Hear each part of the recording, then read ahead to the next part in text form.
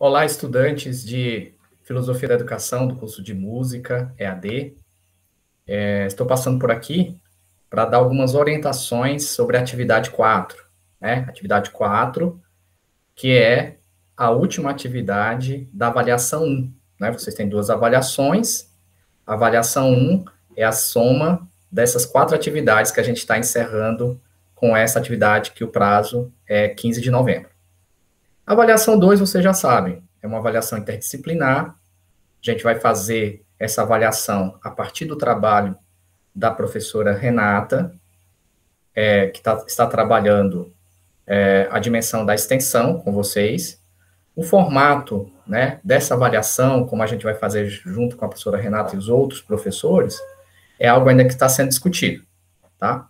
Mas a avaliação 1 vale 50%, a avaliação 2, 50%. 50-50. Sobre a avaliação 4, eu estou passando por aqui para dar um auxílio para vocês poderem fazer uma boa pesquisa e desenvolverem bem as questões, né? Bom, são 4 questões, cada questão vale 1 ponto, né? Claro, é bastante, porque 4 pontos aqui são 4 pontos de 10, né? E são perguntas para as quais a gente espera que vocês desenvolvam bastante os conceitos, né? Só lembrando que para uma boa resposta, o que se leva em consideração é o status da questão, né? Como ela está colocada, e a pesquisa, né? Eu posso fazer uma mesma pergunta para um aluno do ensino fundamental, para o ensino médio e do ensino superior. Qual vai ser a diferença? A diferença é exatamente o que eu posso esperar do nível em que a pessoa se encontra, né? Uma questão para um aluno de ensino fundamental, ele conseguir entender e responder com 2 linhas, tranquilo. Para o ensino médio, já espero alguma coisa a mais, eu espero 30 linhas, que é o modelozinho de redação. De um estudante de graduação, uma questão pode ser que se resolva com menos de 30 linhas, mas tem que ser mais conceitual, tem que dar conta de leituras que um aluno do ensino médio não dá conta, tá? E a capacidade de desenvolver esses conceitos. Deixa eu só projetar aqui a minha tela, desculpe, eu já deveria ter feito isso, para poder passar as orientações, tá bom? Então, a primeira orientação, vocês já sabem, é exatamente essa questão. Acho que não está aparecendo aqui tudo. Eu vou parar aqui o compartilhamento. Bom, não vou parar. Vou apenas ler aqui a questão, tá? A primeira questão é o seguinte: qual a diferença entre a educação formal, informal e não formal? Essa é uma questão que vocês lidam com ela sempre. É uma questão simples, mas traz 3 conceitos que um professor de licenciatura, e vocês vão receber esse diploma, vão receber essa certificação, né, de licenciados, de professores, de graduados. Um professor de licenciatura, ele tem que saber, né, a diferença, por exemplo, de educação informal e não formal. É uma coisa bem, parece boba, mas que engana muita gente, porque as pessoas veem o prefixo, né, in a gente sabe que é negação, e aí vem o outro termo, não formal, e começa a ler não formal como se fosse informal, né?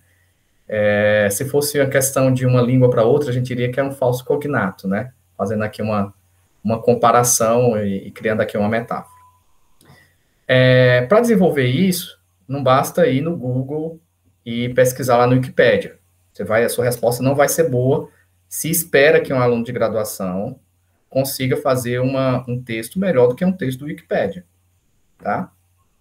Um texto do Wikipédia é o nível de um aluno do 3º ano do ensino médio. Então, vamos nos desafiando para, aproveitando as oportunidades, para a gente ir amadurecendo também a nossa escrita e a nossa reflexão. Então, na nossa coletânea de textos, você vai encontrar essa questão em 2 capítulos, tá? Tem um capítulo que é educação informal e não formal, e um outro capítulo que é educação formal. Educação informal e não formal, vocês vão encontrar na página 121, tá?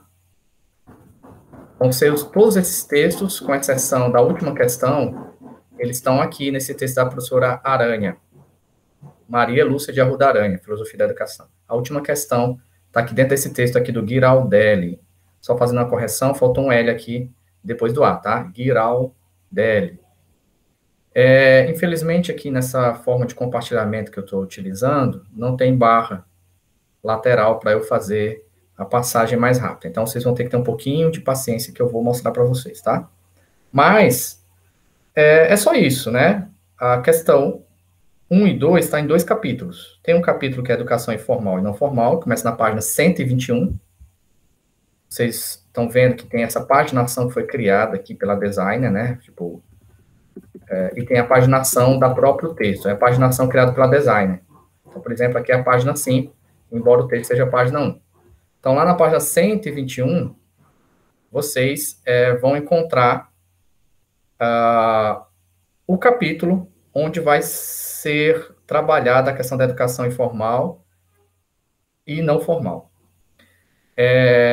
Eu peço que vocês leiam tudo, porque às vezes a gente acha que já sabe, né? A educação informal é aquela que não é da escola.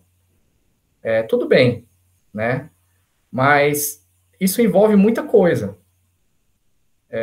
Por exemplo, isso envolve a questão da psicologia do desenvolvimento.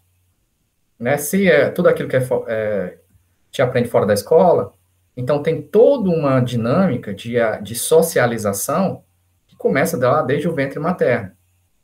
Tem a ver também com a educação de massas que a gente recebe. Então lá você vai ter um pouco falando sobre a questão da família, onde acontece melhor a educação informal, modelos de família, né? Já tem gente aqui que já vai pular da cadeira, meu Deus, vou falar de modelo de família, só existe a família de Adão e Eva, enfim. Tem a questão da comunicação, as teorias de comunicação. Veja, as teorias de comunicação, elas dialogam com a questão da educação informal, né? Por isso que cita lá o McLuhan. Vocês vão ver lá que no texto fala lá na parte de educação informal, aquela famosa passagem, né, do McLuhan. A mensagem é o meio, né? Como entender isso, né? Tem que refletir um pouco. Bom, tá aqui, ó. Demorou um pouco, mas está aqui, educação informal e não formal. Então, os dois conceitos, educação informal e não formal, estão aqui nesse capítulo.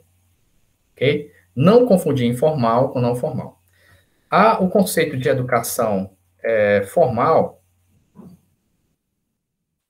ele vai estar na página 132, é o capítulo seguinte.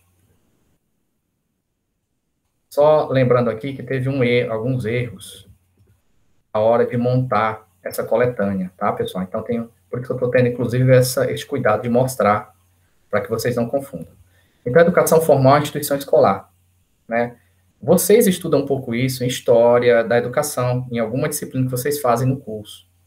Mas é importante, né? Vocês mesmos estudaram, ler de novo, né? E ter uma noção dessa instituição na qual nós trabalhamos, ou para a qual estamos sendo formados, que é a escola, né? O título de licenciado me dá licença exatamente para ser professor na escola. Então, conhecer um pouco a história da escola é importante, né? E a educação formal é essa educação ligada à escola. Tudo bem? Então, não me venham com a resposta de 2 linhas, quando vocês têm um capítulo inteiro, né? Falando sobre isso. Claro, aí é a questão de aprender a ler, né? A gente tem que ler e conseguir pegar os pontos principais para caracterizar a educação formal. Pessoal, a questão 2, ela pede que você caracterize a educação tradicional. De alguma forma, quando a gente fala de educação bancária, do Paulo Freire, a gente está caracterizando a educação tradicional.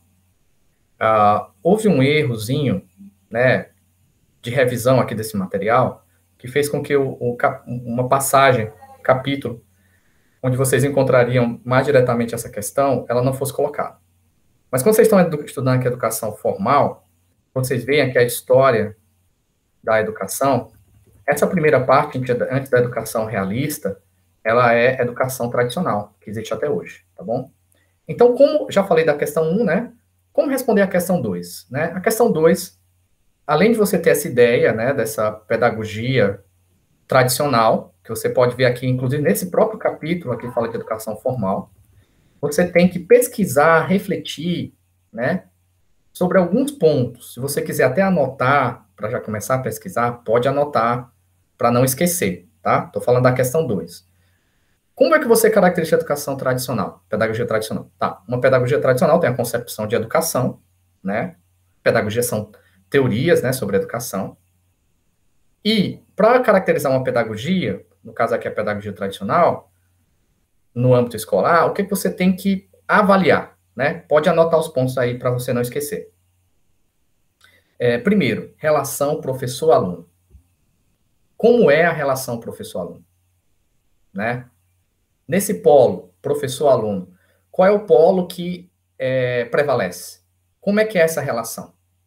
Como é que se entende a questão do conhecimento nessa relação? Como é construído o conhecimento? É por transmissão, enfim, é verbalização, né? Enfim. Relação professor-aluno é o primeiro ponto. Segundo ponto, metodologia.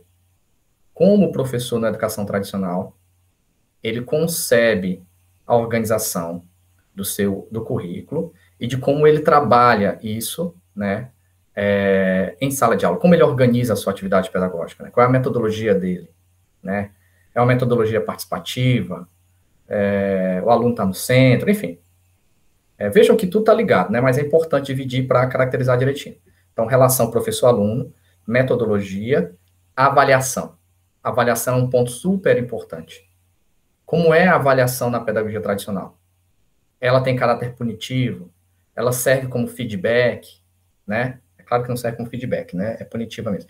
Mas tem que caracterizar, tá? Então, ter essa visão aí sobre a educação tradicional e conseguir dissertar sobre esses pontos é o suficiente para responder a questão 2, tá bom?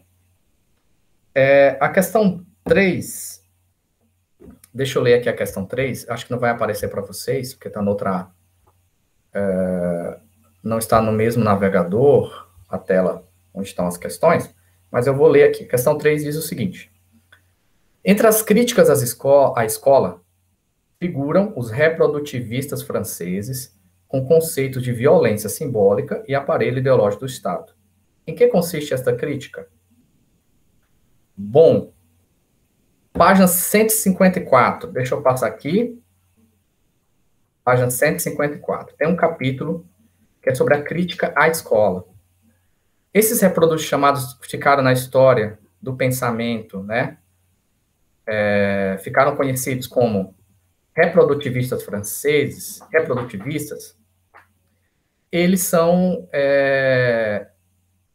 autores que eu considero muito importantes por eles serem divisores de água, né? Então, eu gosto deles não tanto no sentido de orientar o meu pensamento a partir deles, né? Mas no sentido de saber que eu tenho um quadro dos desafios do que é trabalhar na escola, né? Eles são chamados reprodutivistas franceses porque eles releem os conceitos marxistas, sobretudo de ideologia, né? No contexto da escola, tá?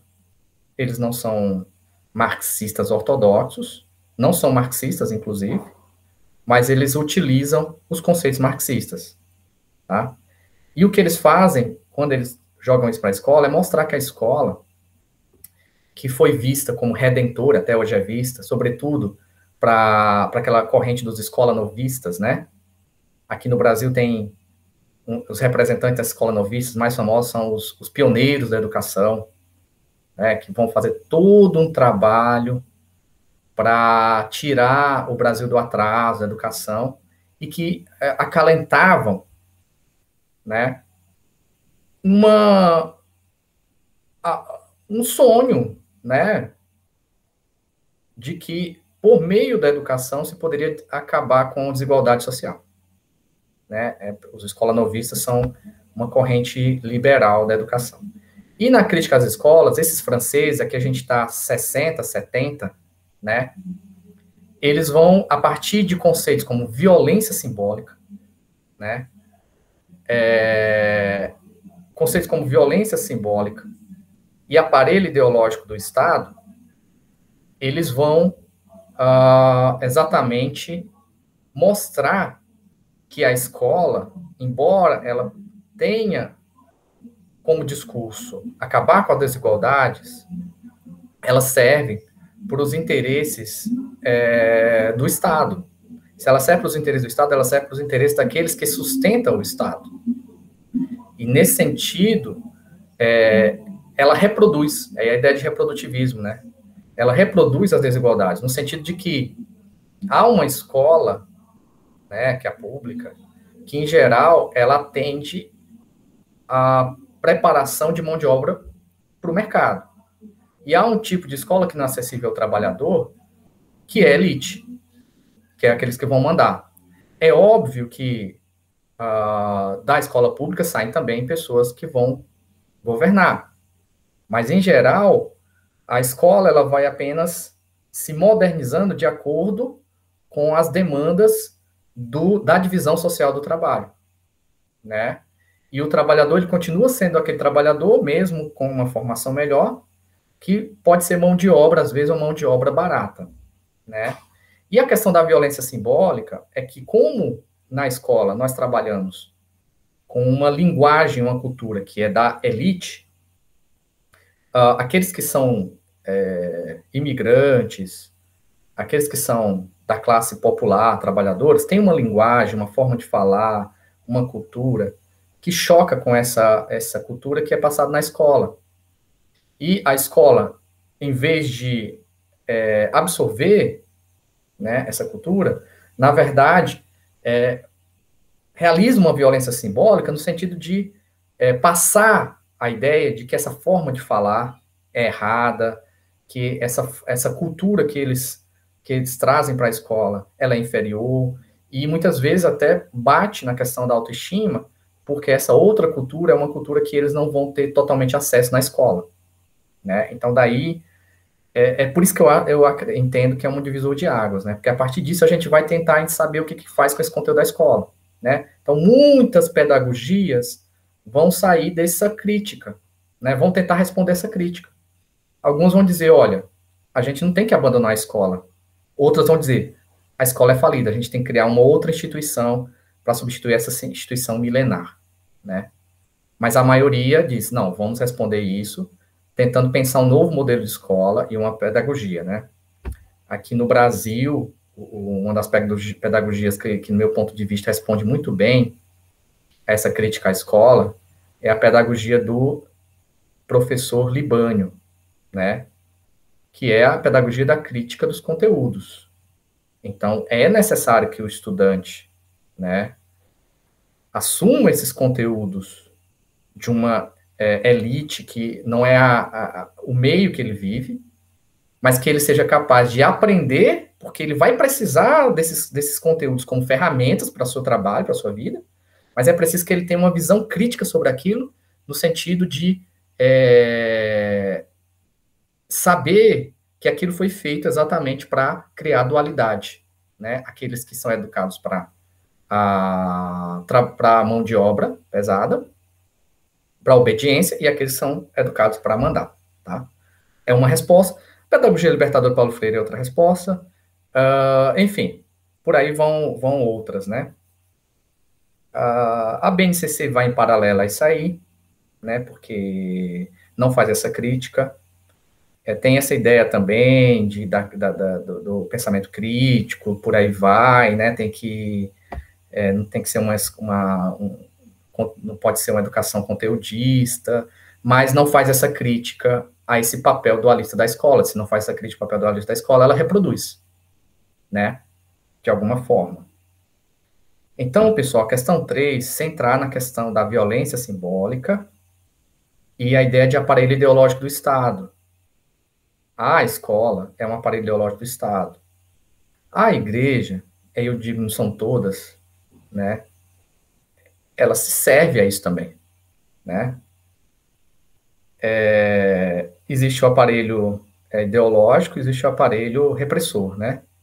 O que sustenta uma sociedade é o aparelho ideológico.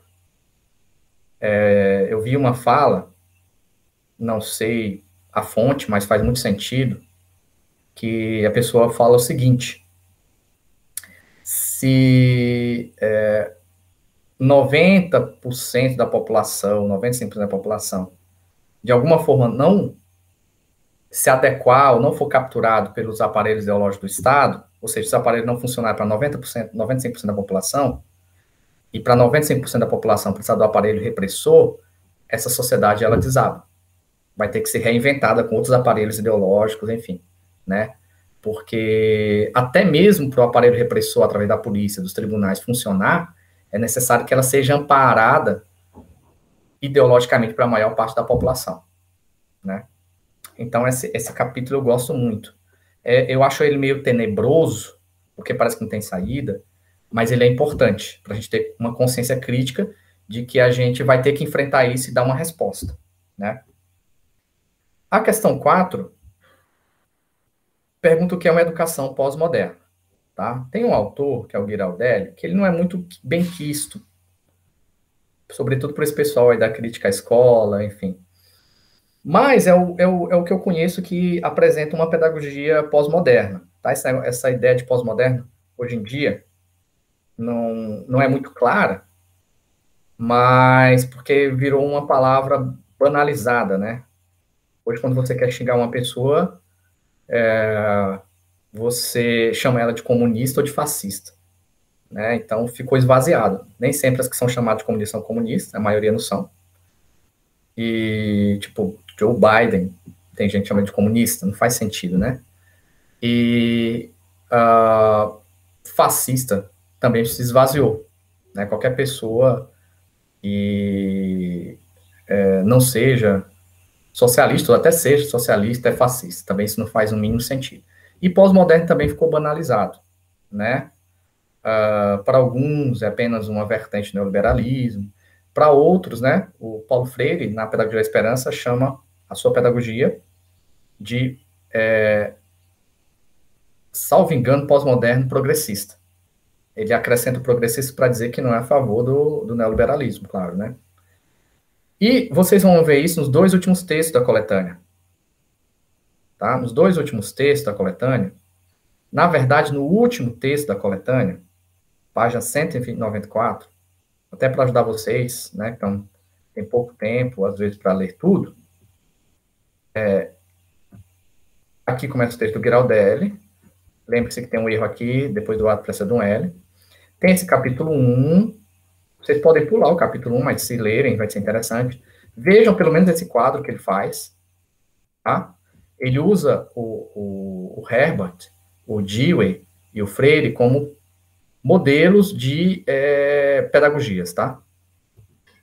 E na página 194, você vai ter o capítulo intitulado, né? Capítulo 3 intitulado A Teoria Educacional Pós-Virada em Favor das Narrativas.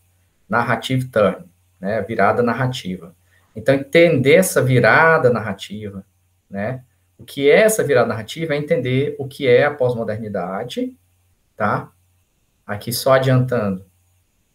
Pós-modernidade aqui, segundo o autor, é bem simples. Do ponto de vista filosófico, o que é pós-modernidade?